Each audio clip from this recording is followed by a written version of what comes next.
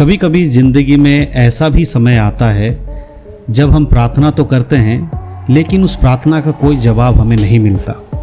हम परमेश्वर से कहते हैं, प्रभु अब मैं क्या करूं, कैसे होगा, ये सब क्यों हो रहा है। लेकिन उस समय परमेश्वर की ओर से कोई जवाब नहीं आता। समस्याएं जो होती हैं वो ख़त्म ही नहीं होती है। परिस्थितियां हमेशा बदलती रहती हैं। जिन लोगों पर हम उम्मीद करते हैं कि हमारे लिए कुछ मदद करे, ऐसा समय आता है कि वो भी हमारा साथ छोड़ देते हैं और धीरे धीरे हमारे मन में एक सवाल आने लगता है, क्या परमेश्वर सच में हमारे साथ हैं? ये एक ऐसा सवाल है जो आज के समय बहुत सारे विश्वासियों के मन में रहता है। लेकिन आज मैं आपको एक ऐसी बात बताने जा रहा हूँ जो आपके इन सारे सवालों का जवाब है। इसलिए इस वीडियो को पूरा देखना है, तभी आप चीज़ों को अच्छे से समझ पाओगे। विश्वास का मतलब ये नहीं है कि आपके जीवन में कभी मुश्किलें आएंगी ही नहीं। विश्वास का मतलब है कि आप मुश्किलों के बीच में एक भरोसे का जीवन जीकर परमेश्वर के साथ आगे बढ़ते हैं। और आज हम बाइबल से यही सीखेंगे कि कठिन समय में विश्वास में बने रहने के लिए क्या करना चाहिए, या सही मायने में कहें तो कठिन समय में विश्वास में कैसे बने रहें। मेरे प्रिय मसीह भाई बहनों, यीशु मसीह के पवित्र नाम में आप सभी को जय मसीह की। जब हम अपने जीवन को मसीहत में चलाते हैं ना, तो कई बार हमारे जो जीवन है उसमें बहुत सारी विपदाएं आ जाती है। हम सभी के जीवन में ऐसा जो मौसम भी आता है या समय आता है जब हम सब कुछ ठीक करने की सोच रहे होते हैं और अचानक से सब कुछ खराब होने लगता है। कभी आर्थिक परेशानियां आने लगती हैं, कभी परिवार में कुछ समस्याएं होने लगती हैं, कभी हमारा स्वास्थ्य शारीरिक रूप से कुछ चीज़ें होती हैं जिसकी वजह से चिंताएं बढ़ जाती हैं, कभी भविष्य को लेकर एक डर सताने लगता है, और कभी कभी तो ऐसी परेशानियां होती हैं जिसके बारे में हम कभी किसी को बोल भी नहीं पाते। लेकिन ऐसे समय में असली परीक्षा हमारी परिस्थितियों की नहीं होती है, असली परीक्षा हमारे विश्वास की होती है। जब सब कुछ अच्छा चल रहा होता है तब परमेश्वर पर विश्वास रखना या उस पर बने रहना बहुत आसान है।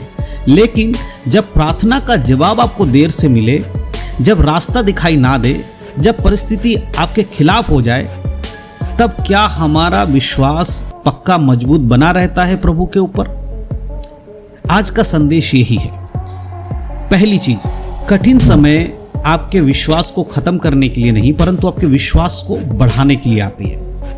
बाइबल में याकूब की पत्री उसका 1 अध्याय 2 से लेकर 4 तक अगर आप पढ़ेंगे, वहाँ लिखा है, जब हम विभिन्न प्रकार की परीक्षाओं में पड़े तो उसे बड़े आनंद की बात समझे, क्योंकि विश्वास की परीक्षा धीरज उत्पन्न करती है। अब इसका मतलब ये नहीं है कि हम दुख को पसंद करना चाहिए, हमें दुखी होना चाहिए, बिल्कुल नहीं। इसका मतलब यह है कि परमेश्वर हमारी कठिन परिस्थितियों को भी हमारे आत्मिक विकास के लिए इस्तेमाल करते हैं। जरा सोचिए, अगर कभी तूफान ही ना आए तो नाव चलाना कौन सीख पाएगा, है ना? नाव चलाने के लिए तूफान आएगा तभी तो अच्छे से नाव चलाना सीख पाएगा। अगर कभी जीवन में संघर्ष ना हो तो विश्वास मजबूत कैसे होगा? कई बार हम परमेश्वर से कहते हैं, प्रभु मेरी समस्याएं हटा दीजिए, लेकिन परमेश्वर कभी कभी हमारी समस्याओं को तुरंत नहीं हटाते। क्यों? क्योंकि उस परिस्थिति के बीच परमेश्वर हमें कुछ सिखा रहे होते हैं। वह हमें धैर्य सिखा रहे होते हैं, वह हमें अपने ऊपर निर्भर करना सिखा रहे होते हैं, यानी परमेश्वर के ऊपर निर्भर करना सिखा रहे होते हैं। वह हमारे विश्वास को और गहरा बनाने के लिए हमारे जीवन में परीक्षाओं को आने देते हैं। इसीलिए अगर आज आपकी ज़िंदगी में कठिन समय चल रहा है तो आप ये मत सोचिए कि परमेश्वर ने आपको छोड़ दिया है। हो सकता है कि परमेश्वर उसी परिस्थिति के बीच आपके विश्वास को पहले से ज़्यादा मजबूत कर रहे हों। दूसरी बात, जब रास्ता दिखाई ना दे तब परमेश्वर पर भरोसा रखें।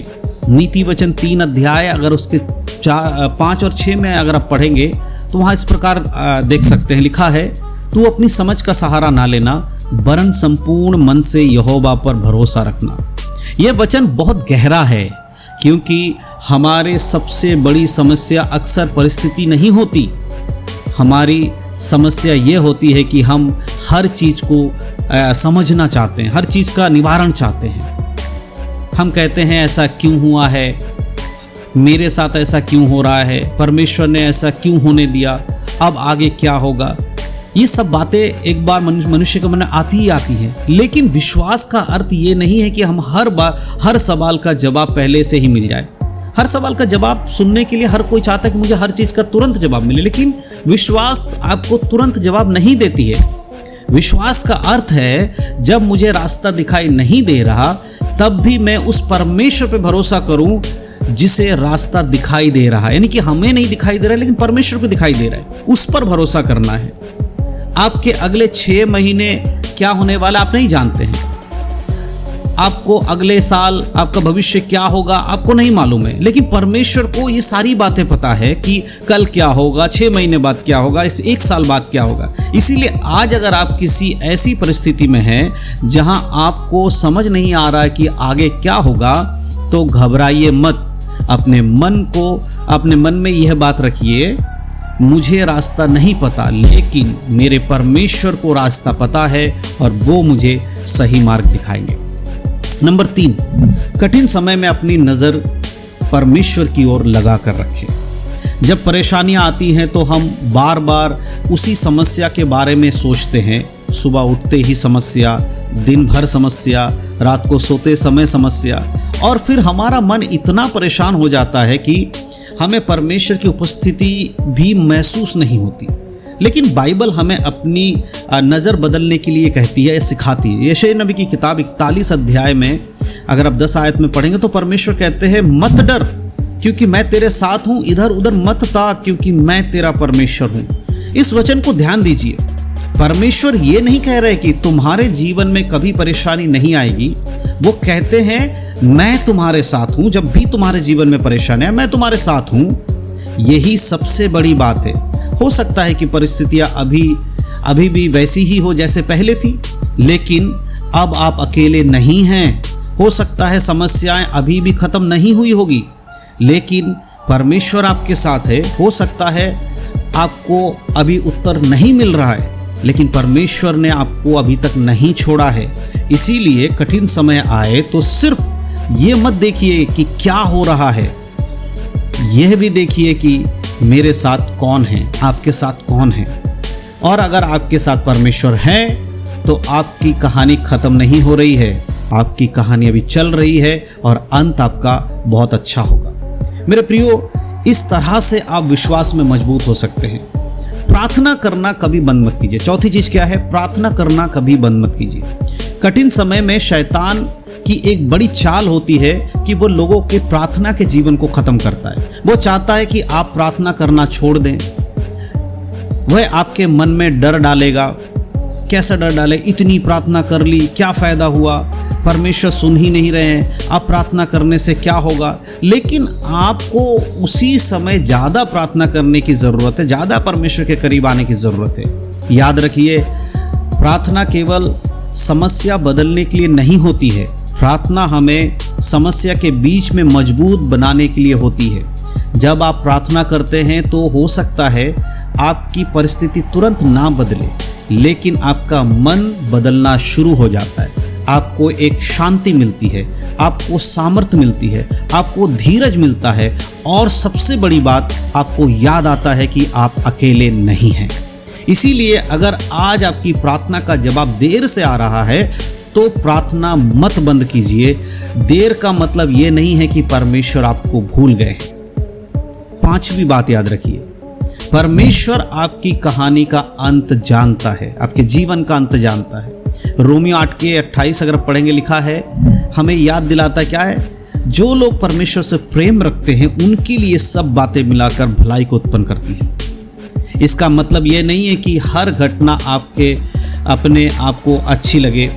दुख भी आते रहेंगे, हानि भी होगी, आंसू भी आएंगे, लेकिन परमेश्वर उन परिस्थितियों के बीच में भलाई करने वाला परमेश्वर है। आज शायद आपको अपनी कहानी सिर्फ एक पन्ना दिखाई दे रही है, लेकिन परमेश्वर उसे पूरी किताब के रूप में देख रहा है। आप कहते हैं, प्रभु ये पन्ना इतना दर्दनाक क्यों है? लेकिन परमेश्वर कहते हैं, बेटा अभी पूरी कहानी बाकी है। इसीलिए आज की परिस्थिति देखकर अपने पूरे भविष्य का फैसला मत कीजिए। आज मुश्किल है, मतलब ये नहीं है कि आप सब कुछ खत्म हो गया है। आज रास्ता बंद है, इसका मतलब ये नहीं है कि परमेश्वर आपके पास से दूर चला गया है। आज आप रो रहे हैं इसका मतलब ये नहीं है कि आपकी कहानी फिर से कभी सही नहीं होगी। परमेश्वर अभी भी काम कर रहे हैं। मेरे प्रियो, तो आज मैं आपको इस वीडियो के माध्यम से यही बात बताना चाहता था कि विश्वास में बने रहने के लिए क्या करना होगा कठिन समय में। तो मैं विश्वास करता हूँ आज के वीडियो के माध्यम से जो बातें मैंने आपको बताई आपको समझ में आया है। अगर आज आपके जीवन में कठिन समय गुजर रहा है तो सिर्फ एक बात याद रखिए, परिस्थिति बदलने में समय नहीं लगता। परमेश्वर अपने समय पे चीज़ों को बदल देते हैं। अपने विश्वास को मत छोड़िए, प्रार्थना करना मत छोड़िए, परमेश्वर पे विश्वास करना मत छोड़िए, क्योंकि जिस परमेश्वर ने आपको यहाँ तक संभाला है वही आपको आगे भी संभाल सकता है। अगर ये संदेश आपके दिल को छू गया है, अच्छा लगा है, तो इसे किसी एक व्यक्ति को ज़रूर शेयर कीजिएगा। क्या मालूम उसके साथ भी ऐसा कोई समय गुजर रहा है और वो इस वीडियो को देखने के बाद सामर्थ पाए और उसका जीवन भी बदले। परमेश्वर आप सभी को आशीष दे। यीशु मसीह के नाम में आप सबको जय मसीह की। God bless you.